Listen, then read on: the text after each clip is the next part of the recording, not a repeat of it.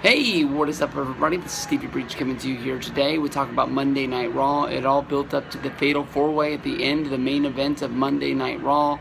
At the end of the show, we had Roman Reigns, Dolph Ziggler, Kevin Owens, and Alberto Del Rio all on the Fatal 4-Way to get a shot at the #1 contendership for the WWE World Heavyweight Championship title at the upcoming pay-per-view Survivor Series 2015.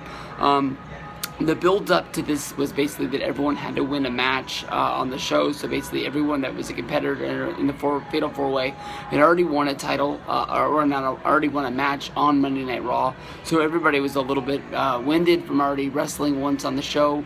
Roman had to beat Kofi Kingston very early on in the night. Who was it who beat Biggie Langston? Dolph Ziggler beat Biggie Langston in order to get in there. Del Rio beat Neville, and Kevin Owens beat Cesaro, who was my pick going into the night in order to get this done.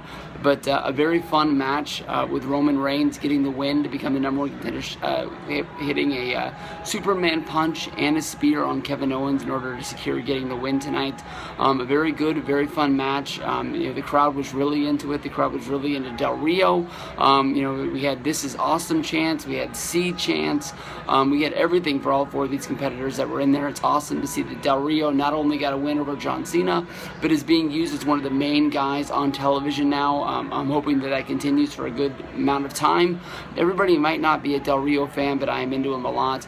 Lots of talk going on with Dean Ambrose and Roman Reigns in the back tonight. We saw them, have a little segment together, basically celebrating their win at Hell in the Cell, with Roman Reigns being able to beat Bray Wyatt, and they basically said that they had a new plan for tonight, which was, I thought, going after the championship after they went out and partied that night, and that's exactly what it was. Roman came in and he had a plan of getting after Seth Rollins. He came up and interrupted the Authority and Seth at the beginning of the show. They set up this whole Fatal 4-Way deal. Roman ends up getting the win, but a lot of people saw Dean Ambrose in the back, maybe thinking that he was getting jealous. It was his second night in a row not having a match. He wasn't on Raw. He wasn't on Hell in the Cell.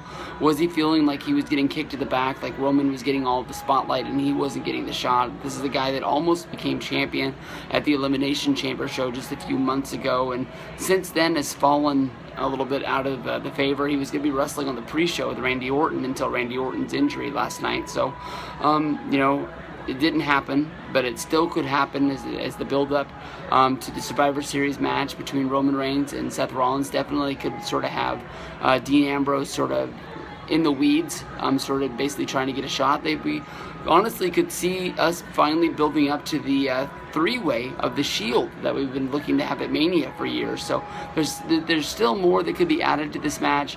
Definitely seeing Seth and Roman go at it for the first time. They probably had a match on Raw and SmackDown somewhere along the way, but never had a match that really meant anything. They're supposed to have a match before Roman Reigns had the hernia on the build-up last year. I can't remember what show that was. It was Night of Champions, I think, but I'm not 100% sure. And basically, Dean Ambrose had to come back from filming a movie in order to fill in, and they didn't have an official match, but he did show up in a taxi and beat up Seth Rollins in order to set up them having a match at the next pay-per-view. So we'll see. Roman Reigns versus Seth Rollins. It's going to be fun.